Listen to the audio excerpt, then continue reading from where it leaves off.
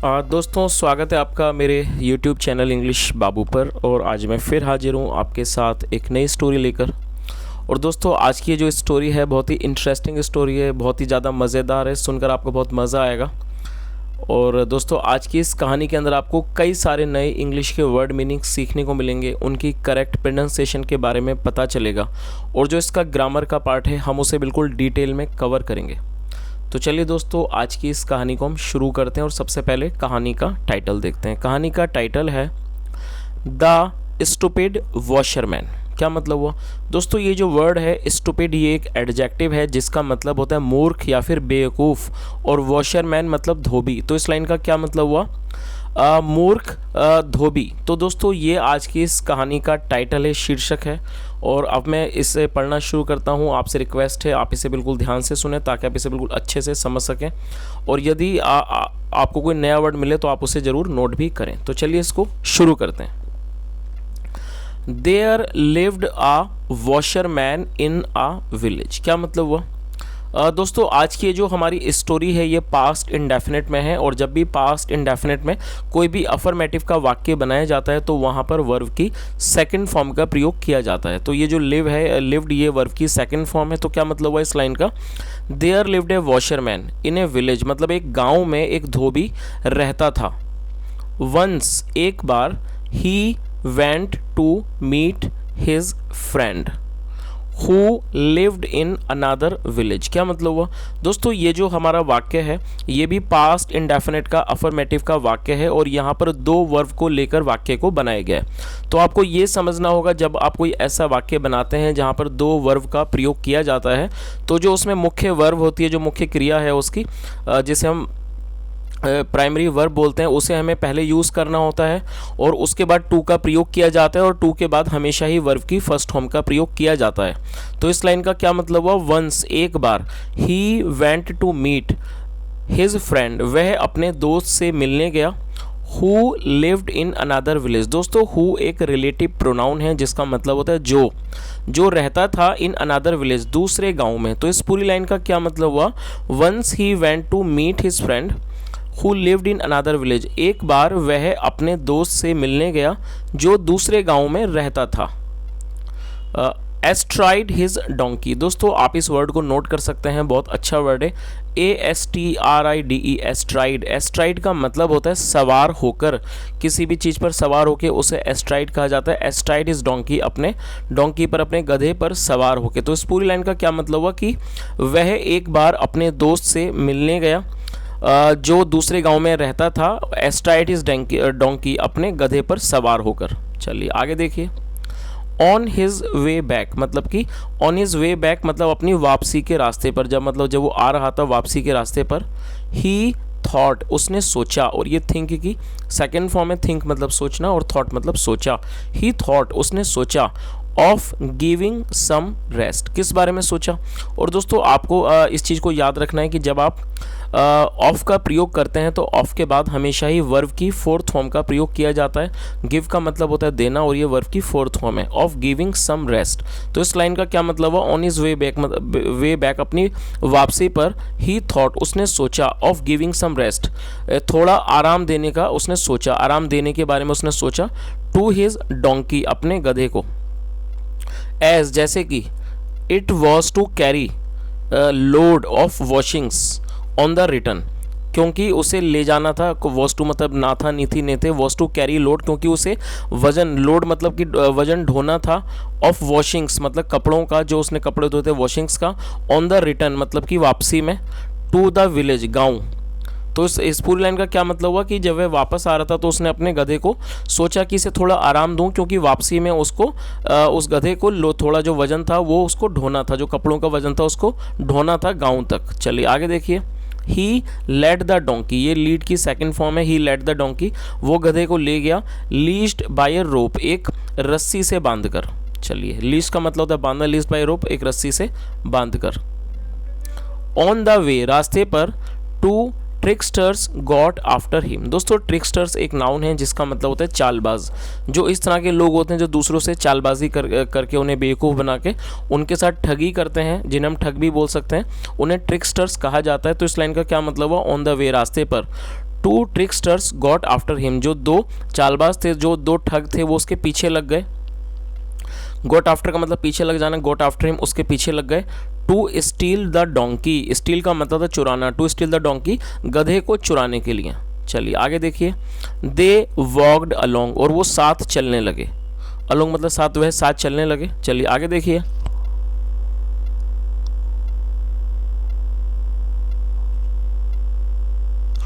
The washerman, जो washerman था, was going along, along वो जा रहा था, वो साथ जा रहा था। लॉस्ट इन सम थॉट्स, और वो खोया हुआ था। इन सम थॉट्स मतलब कुछ विचारों में खोया हुआ था। अ ठग क्लीनली अनटाइड द डोंकी, और दोस्तों अनटाई का मतलब होता है खोल देना, और क्लीनली एक एडवर्ब है, आप इसे नोट कर सकते हैं, CLENLY क्लीनली, और एक एडवर्ब है जिसका मतलब होता है सफाई से। अ ठग, एक ठग ने क्या करा, क्लीनली अनटाइड मतलब कि सफाई से रस्सी खोल दी। द डोंकी मतलब कि उसने डोंकी को, गधे को खोल दिया। एंड पुट द रोप, और उसने डाल ली रोप, रस्सी को, अराउंड हिज नेक, अपनी गर्दन पर। तो इस पूरी लाइन का क्या मतलब हुआ कि एक ठग ने क्लीनली अनटाइड द डोंकी मतलब उसने बड़ी सफाई से डोंकी को खोल दिया। And put the rope around his neck, और उस रस्सी को अपनी गर्दन पर उसने डाल लिया। चलिए आगे देखिए। द अदर वन, और जो दूसरा था, डिसअपियर्ड वो गायब हो गया। और दोस्तों डिसअपियर आप नोट कर सकते हैं, ये एक वर्ब है जिसका मतलब होता है गायब होना। द अदर वन डिसअपियर्ड, जो दूसरा था वो गायब हो गया, विद द डोंकी गधे के साथ। तो इस लाइन का मतलब समझ ही गए होंगे कि जो एक ठग था उसने क्या करा, उसने बड़ी सफाई के साथ गधे को मतलब गधे की रस्सी खोल दी और उसको उसने अपने गले में डाल लिया। और उसके बाद जो दूसरा जो ठग था, जो दूसरा था वो क्या हुआ, वो गायब हो गया गधे को लेकर।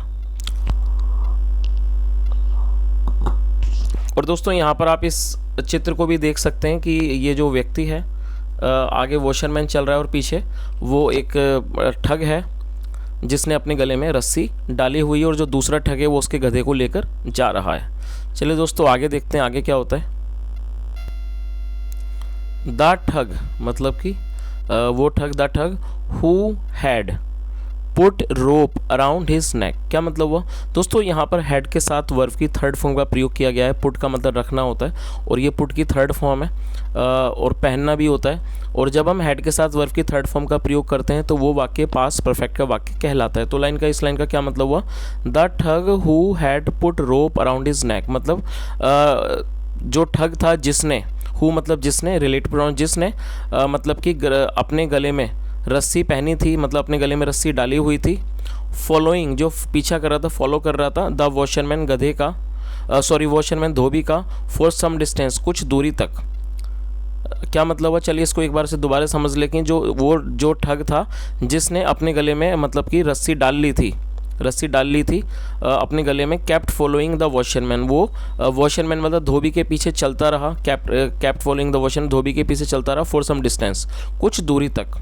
देन फिर ही स्टॉप्ड, वह रुक गया। एंड हेल्ड द रोप, और उसने रस्सी को पकड़ लिया। ये होल्ड की सेकंड फॉर्म है। एंड हेल्ड द रोप, उसने रस्सी को पकड़ लिया।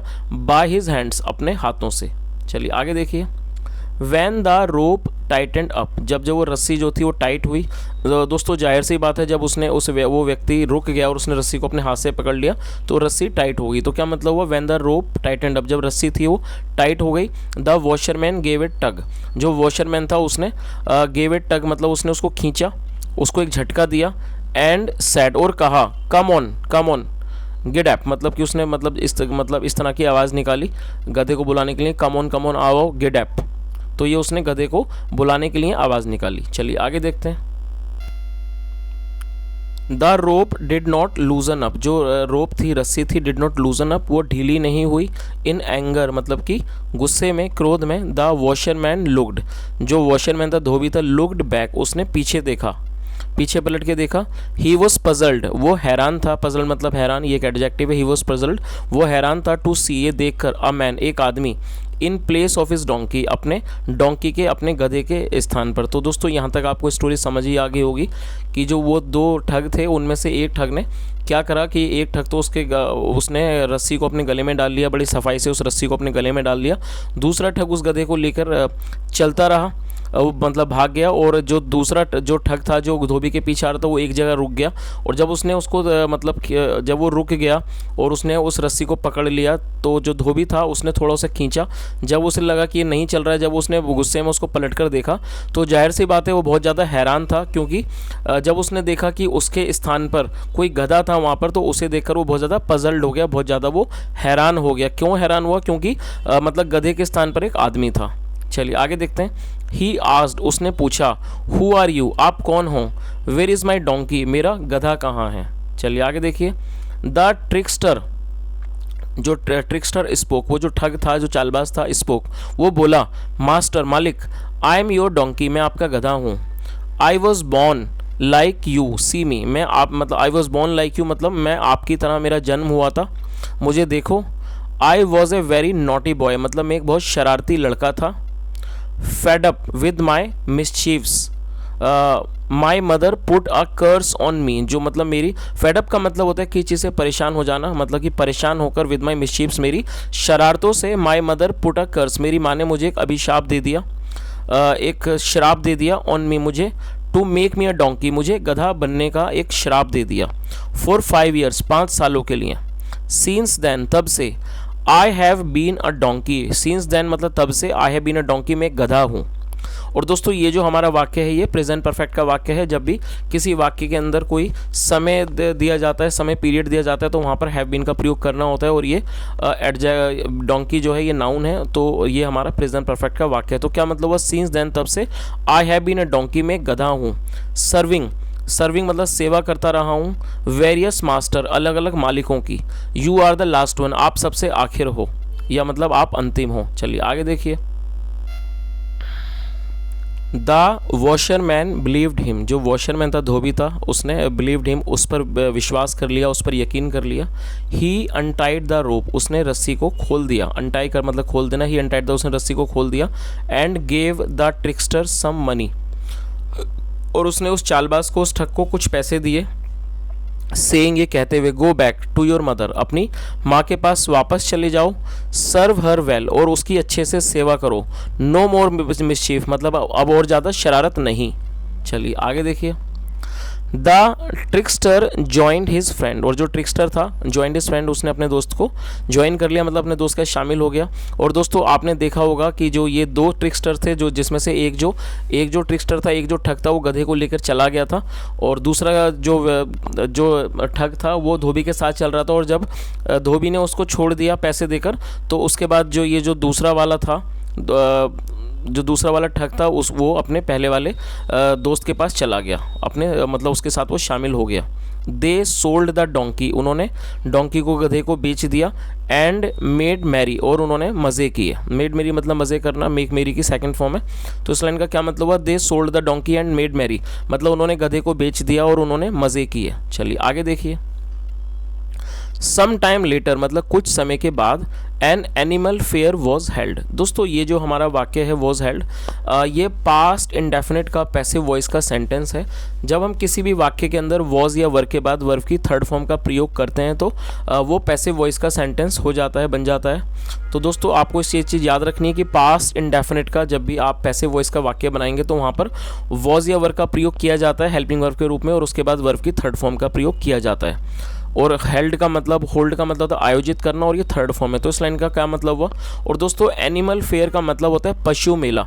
और अक्सर आपने देखा होगा गांव वगैरह में जो पशु वगैरह जो है वो बेचे जाते हैं, लोग वहाँ से खरीदते हैं पशुओं को, और इस तरह के जो मेले होते हैं, पशु मेला, उसे इंग्लिश में एनिमल फेयर कहा जाता है। फेयर मतलब मेला, एनिमल फेयर मतलब पशु मेला। तो इस पूरी लाइन का क्या मतलब हुआ?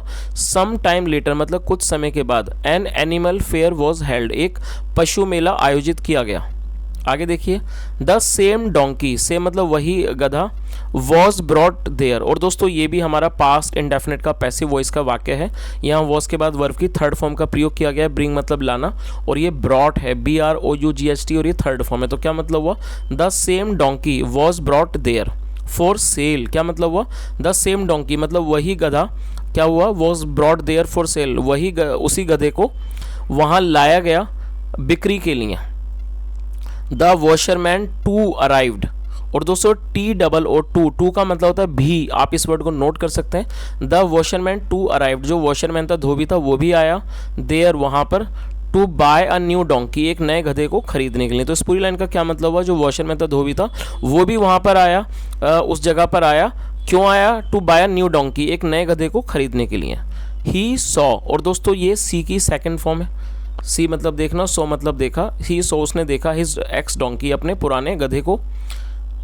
इट लुक्ड फैमिलियर, दोस्तों फैमिलियर एक एडजेक्टिव है। फैमिलियर का मतलब होता है परिचित होना, एक जैसा होना। फैमिलियर का मतलब होता है जब कोई चीज़ जानी पहचानी हो, उसे फैमिलियर कहा जाता है, जो कि एक एडजेक्टिव है। तो क्या मतलब हुआ, इट लुक्ड फैमिलियर, वो जाना पहचाना लगा। टू हिम, उसे वो जाना पहचाना लगा। ही वेंट नियर इट, वह उसके पास गया। एंड क्लोजली एग्जामिन्ड इट, और क्लोजली एडवर्ब है जिसका मतलब होता है बारीकी से, और उसने बहुत ही क्लोजली बारीकी से एग्जामिन्ड इट, उसको बड़ा देखा, मतलब बारीकी से उसको, उसकी परख की, उसको देखा। चलिए आगे देखिए। सेम डोंकी मतलब कि वही गधा। नो डाउट अबाउट इट, मतलब इस बारे में कोई शक नहीं है। The donkey also recognised its old master, recognise का मतलब होता है पहचान लेना। जो डोंकी था, गधा था, ऑल्सो रिकॉग्नाइज्ड, उसने भी पहचान लिया, इट्स ओल्ड मास्टर, अपने पुराने मालिक को। एंड फ्लैप्ड इट्स ईयर्स, और उसने अपने कान हिलाए। फ्लैप का मतलब हिलाना। और दोस्तों अक्सर आपने देखा होगा, जो हमारे पशु वगैरह होते हैं, जानवर होते हैं, वो इंसानों के साथ बहुत अच्छे से घुल मिल जाते हैं जब उनसे प्रेम करते हैं, प्यार करते हैं। और अक्सर वो भी अपने जो उनकी बॉडी लैंग्वेज होती है, उससे भी वो भी उससे इशारा करते हैं। कई बार जब वो किसी तरह से खुश होते हैं, नाराज़ होते हैं, तो वो भी अपनी बॉडी लैंग्वेज से इशारा करते हैं, या वो बताते हैं कि वो हमें पहचानते हैं। तो यहाँ पर इस लाइन में हमने देखा कि वो जो गधा था, उसने भी अपने पुराने मालिक को पहचान लिया। एंड फ्लैप्ड इट्स ईयर, और जाहिर सी बात है उसने खुशी में अपने कान हिलाए। चलिए आगे देखिए। द वॉशरमैन सैड, जो धोबी था वो सैड, उसने कहा, वाई, क्यों, यू स्टूपिड एस, मतलब तुम मूर्ख गधे। अगेन डिड अ मिसचीफ, क्या तुमने दोबारा कोई शरारत की। And your mother made you donkey, और तुम्हारी माँ ने तुम्हें गधा बना दिया। I am not going to buy you this time, no way, मतलब इस बार मैं तुम्हें नहीं खरीदने वाला हूँ, मतलब नो वे मतलब बिल्कुल भी नहीं। चलिए आगे देखिए। When people saw him talking to a donkey, और ये सी की सेकंड फॉर्म है, सो मतलब देखा। When people saw him talking to a donkey, जब लोगों ने उसे गधे से बात करते हुए देखा। दे थॉट, उन्होंने सोचा, the man had gone crazy, कि जो आदमी है वो पागल हो गया है। जाहिर सी बात है दोस्तों, जब वो व्यक्ति गधे से बात कर रहा है, तो दूसरे लोगों को ऐसा ही लगा हुआ कि वो शायद पागल हो गया। तो इस पूरी लाइन का क्या मतलब हुआ, जब लोगों ने उसे गधे से बात करते हुए देखा, तो उन्हें लगा कि वो पागल हो गया है। द पीपल नैप्ड द वॉशरमैन, लोगों ने धोबी को पकड़ लिया। नैप मतलब पकड़ लेना, लोगों ने धोबी को पकड़ लिया। And sent him to loony bin, और लूनी बिन का मतलब होता है पागल खाना, आप इस वर्ड को नोट कर सकते हैं, लूनी बिन, और उसे पागल खाने भेज दिया। इग्नोरिंग हिज प्रोटेस्ट, उसके विरोध को इग्नोर करते हुए, इग्नोर का मतलब होता है नज़रअंदाज करते हुए, उसे उन्होंने पागल खाना भेज दिया। चलिए दोस्तों, अभी ये जो हमारी आज की कहानी है, इस कहानी का जो शिक्षा मिलती है, जो इसका जो मॉरल है, वो भी देख लेते हैं। इस कहानी का मॉरल क्या है। डोंट बिलीव ब्लाइंडली, दोस्तों ब्लाइंडली एडवर्ब है जिसका मतलब होता है अंधे रूप से, अंधे होकर। डोंट बिलीव ब्लाइंडली मतलब अंधेपन से कि विश्वास मत करो। इन वॉट एवर अदर से, जो भी दूसरे लोग कहते हैं। तो इस पूरी लाइन का क्या मतलब हुआ, don't believe blindly in what ever other से, मतलब जो लोग दूसरे लोग जो भी कहते हैं उस पर आंख बंद करके अंधेपन से भरोसा मत करो। It pays to be suspicious, मतलब कि it pays to be suspicious मतलब कि अच्छा होता है कि शक होना जो है वो उससे लाभ होता है।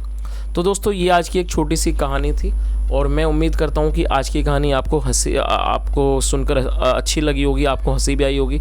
और दोस्तों यदि ये कहानी सुनकर आपके चेहरे पर मुस्कुराहट आई हो, तो मेरी आपसे रिक्वेस्ट है, वीडियो को ज़रूर लाइक करके जाएं, शेयर भी करें, चैनल को सब्सक्राइब करें, और यदि आपकी तरफ से किसी भी तरह का कोई सुझाव हो तो कमेंट के माध्यम से ज़रूर बताएँ। यहाँ तक सुनने के लिए thank you so much. Have a nice day and bye.